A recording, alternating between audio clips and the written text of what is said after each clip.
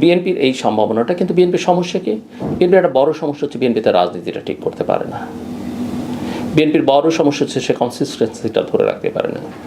বিএনপির বড় সমস্যা হচ্ছে তার নেতৃত্ব অত্যন্ত দুর্বল। দেশে যারা নেতা আছেন তারা ব্যবসা বাণিজ্য নিজের স্বার্থর বাইরে দল নিয়ে কে কতখানি চিন্তা করেন আমি জানি না। তবে একটা কথা আমি আবার একটু বলে রাখি, আমার উপরে তিনি অসন্তুষ্ট, কারণ আমি তার ভীষণ রকমের সমালোচনা করেছি। আমি সেই সমালোচনা থেকে নিজেকে সরিয়েও নিচ্ছি না।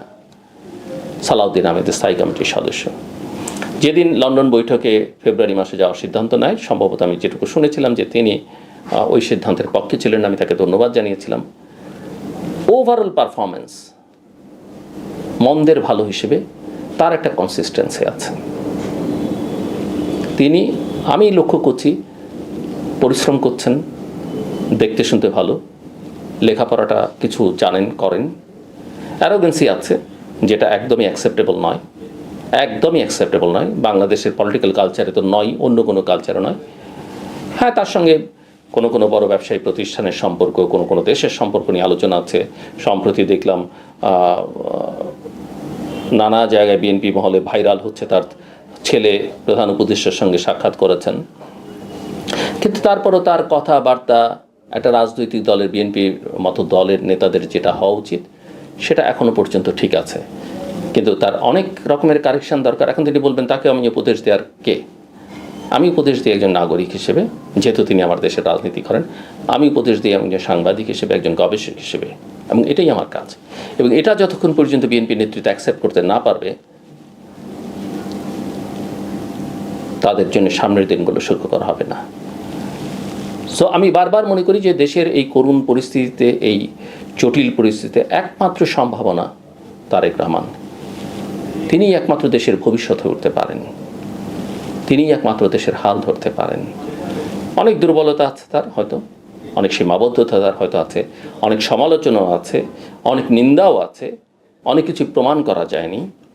এবং দীর্ঘদিন তিনি যেহেতু এক্সাইলে আছেন, দেশ থেকে, গ্রাউন্ড রিয়ালিটি থেকে দূরে, বাট আমি যতই জানি দেশের সঙ্গে তার পূর্ণ সংযোগ আছে। প্রতিদিন তিনি নেতাকর্মীদের সঙ্গে কথা বলেন এবং তিনি পরিশ্রম করতে পারেন। তিনি যখন দেশে ছিলেন, বিএনপি যখন ক্ষমতায় ছিল, সারা দেশ ঘুরে বেরিয়েছেন আমরা জানি।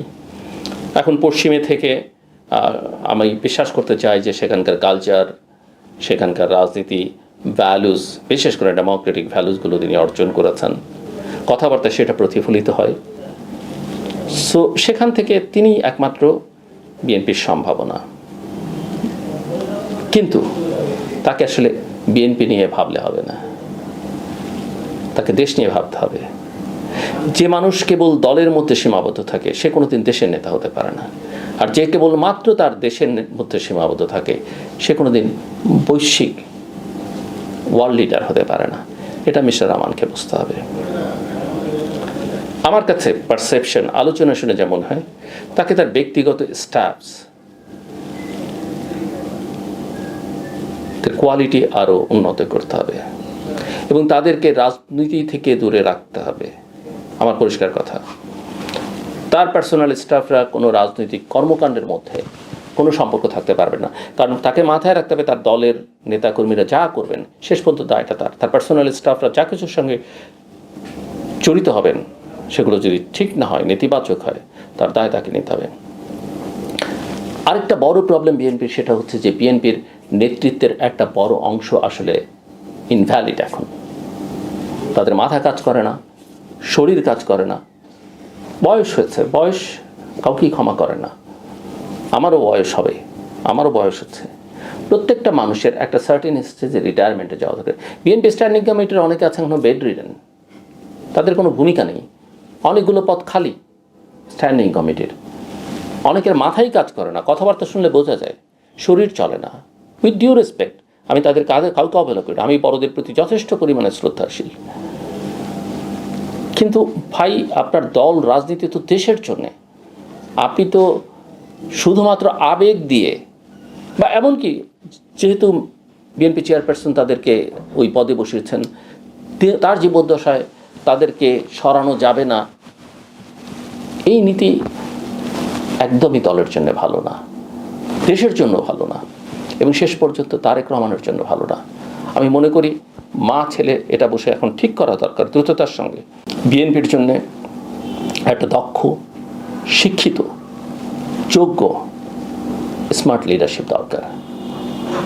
তারেক রহমান যদি তার নিজের টিম সাজাতে না পারেন, টিম যাদেরকে নিয়ে তিনি সাজাচ্ছেন, আমি যেটুকু বুঝতে পারি সেটা নিয়ে তাকে আসলে চিন্তা ভাবনা করা উচিত। আমি মনে করি তিনি সবচেয়ে রিস্কি একটা পজিশনে আছেন, তার পার্সোনাল সিকিউরিটি থেকে পারফরমেন্সের যে রিস্ক সেখানেও, এবং এখানে আবেগ অনুভূতি, ওই শেখ হাসিনার স্টাইলে কে কবে তাকে কোন বাড়িতে তিনি দিল্লি থেকে প্রথমবারে আসার পরে ভাত খেয়েছিলেন, কে তাকে আশ্রয় দিয়েছিল, কে তার খোঁজ নিয়েছিল, কে তাকে সহায়তা করেছিল, এগুলো প্রতিদান দেবার অনেক রকমের সুযোগ আছে। সো প্রতিদান দেবার অনেক উপায় আছে মিস্টার রহমানের জন্য, তিনি সেভাবে প্রতিদান দেন। শেখ হাসিনার স্টাইলে এমপি বানিয়ে, মন্ত্রী বানিয়ে, রাষ্ট্রের সম্পদ লুট করতে দিয়ে প্রতিদান দেবার কোনো দরকার নেই।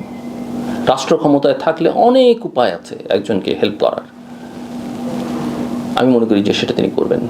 আমি সিনিয়র নেতাদের প্রতি শ্রদ্ধা রেখে বলছি, তাদের অনেক অবদান আছে বাংলাদেশের গণতান্ত্রিক সংগ্রামে বিএনপির জন্য, কিন্তু প্রত্যেকটা মানুষেরই না একটা সার্টেন টাইমে গিয়ে অবসরে যাওয়া উচিত, তাতে অন্যদের তাদের প্রতি শ্রদ্ধা বাড়ায়। প্রত্যেকটা জিনিসের একটা সময় আছে, সময়টা বোঝা দরকার।